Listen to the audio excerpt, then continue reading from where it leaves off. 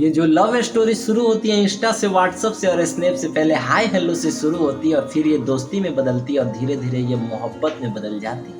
और ये जब मोहब्बत इंस्टा पे ब्लॉक करके जाती है तो दिल इतना हसीन तरीकों से टूटता है मेरे भाई। ऐसा ही कुछ मेरे साथ भी हुआ था। दो लाइन है, इस पे गौर फरमाइएगा लोग कि पहले बात हुई, फिर दोस्ती हुई, फिर दोस्ती ये धीरे धीरे मोहब्बत में बदल गई। हाय कितनी प्यारी लाइन है कि पहले बात हुई, फिर दोस्ती हुई, फिर दोस्ती ये धीरे धीरे मोहब्बत में बदल गई। मोहब्बत इतनी गहरी हुई कि आंखों से आंसुओं की बारिश हुई।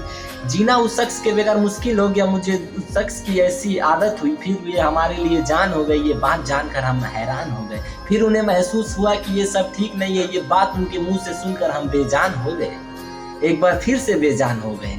कहना है कि जहां बात शुरू हुई थी वही खत्म हुई, ये सब जानकर हम हैरान हो गए।